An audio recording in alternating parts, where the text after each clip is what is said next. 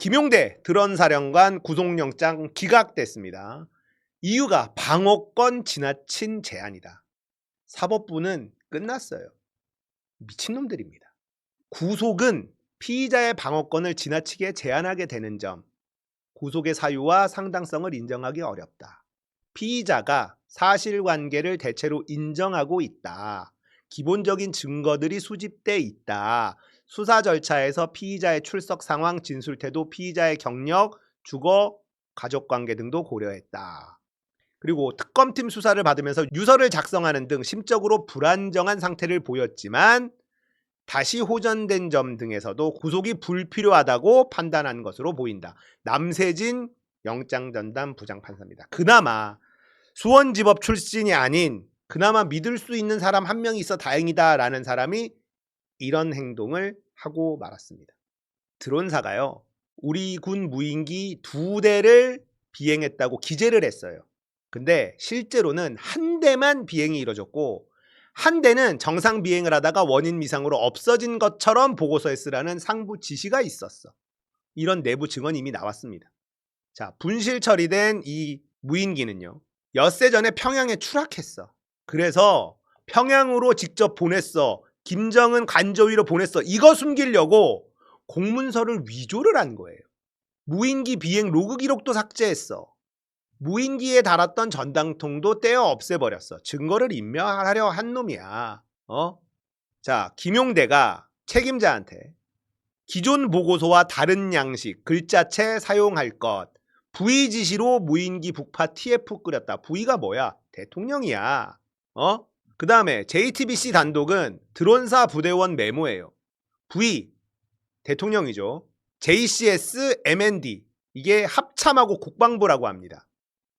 X 합참하고 국방부를 패스해? 보고하면 안 돼? Why? 왜? 풍선 대응이라고 얘기했고 16 이거는 뭐 타격점 뭐 이런 걸 얘기하는 거고 PY는 평양, OP SEC는 뭐 작전 보안 뭐 이런 거라고 합니다. 그리고 김용대가 부의 지시다 뭐 이런 내용들이 있는데 전혀 사실이 아니다.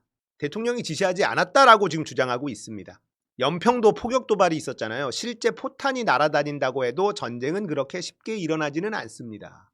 우리가 작전을 몇 번 했다고 도발 유도다? 프레임을 잡고 몰고 가고 있는 거다라고 합니다. 자, 김용대 드론 사령관 영장 기간이 진짜 어이없는 이유에 대해서 설명해 드립니다. 김용대는 7차례나 드론을 보냈어요. 그런데 윤석열의 지시는 없었다라고 합니다. 드론을 국방부 합참 패싱하고 북으로 보냈습니다. 거기다가 김정은 관저 상공까지 보냈습니다. 삐라를 싣고 이걸 대통령 지시도 없이 했다면 더더욱 구속시켜야 되는 거예요. 드론을 북으로 대놓고 보내는 거요. 정전협정 위반입니다. 사령관 따위가 혼자서 독단적으로 정전협정을 위반한다라는 건 당연히 구속시켜야 되는 거예요. 대한민국을 전쟁으로 몰아넣을 수 있는 아주 위험한 인물이라는 거 아닙니까? 그런데 구속을 안 해. 방어권을 침해한대. 말이 됩니까? 대한민국 사법부는 죽었습니다. 검찰만 해체해야 하는 게 아니라 사법부도 이제 해체 대상이구나. 지금 내란을 정리하는 거야. 이 판사놈들아. 내란 세력 정리 안 하면 니들 기득권이 남아있을 것 같아? 니들 권리를 제약하려는 권력과 자존심 싸움 하려는 그때가 아니야. 자존심 싸움 할 때가 아니라고. 이 버러지 같은 판사놈들아. 어떻게 이런 인간을 구속영장을 기각을 시켜? 인권?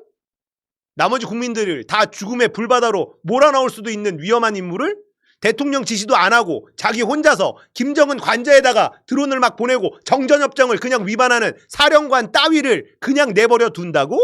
얼마나 말이 안 되는지 아시겠죠? 네? 자, 이러니까 내란 특별재판부가 필요하다는 얘기가 계속 나오는 겁니다. 이건 진짜 박찬대 당대표 후보, 박찬대 의원이 정말 센 걸 잘 꺼낸 거예요. 이러니까 다시 이게 생각이 나죠. 서울중앙지법, 서울고법에 특별재판부를 설치해서 내란 사건을 재판하도록 한다. 이거 빨리 가야 된다. 논란이 있을 수는 있어요. 삼권 분립 사법부를 침해한다 뭐 논란이 있을 수도 있고 헌재를 갈 수도 있고 한데 자, 이 법은요 발의가 됐고 정청래가 당대표가 되든 박찬대가 당대표가 되든 이거는 일단 통과시켜야 됩니다. 일단은 통과시켜서 사법부 국회가 가만두지 않을 거야. 우리가 모든 수단을 다 동원하겠어. 라는 신호를 계속 줘야 됩니다. 김용대를 구속시키지 않았다. 이것도 도대체 이 나라의 법은 어디가 있는 거며 판사들의 세상과 국민들의 세상은 왜 이렇게 다른 거며 자 두고 봅시다. 저는 믿어요. 결국은 제자리로 돌아올 거다. 하지만 쉽게 되지는 않아요. 여러분들에게 이 말씀은 꼭 드리고 싶어요. 우리가 윤석열 탄핵부터 이재명 대통령 세우기까지 그 어느 한 고비 쉽게 넘어간 적 있습니까? 단 한 번도 없다는 걸 여러분들 기억하셔야 됩니다. 좌절할 필요 없어요. 당연히 저항이 있는 거다. 아직 대법원에 조이대가 남아있고요. 걔가 뿌려놓은 놈들이 아직도 남아있고 윤석열이 임명한 애들 아직도 곳곳에 쫙 뿌려져 있습니다. 그래서 이 내란 종식은 속도가 중요하다는 거예요.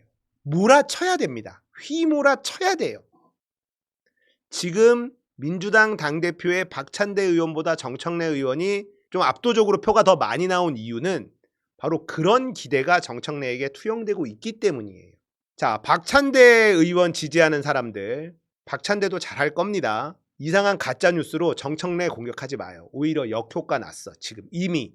박찬대 의원도 드디어 페이스북에 정청래 공격하지 마라. 자제해라. 이런 얘기까지 했습니다. 자기는 정청래를 믿는다.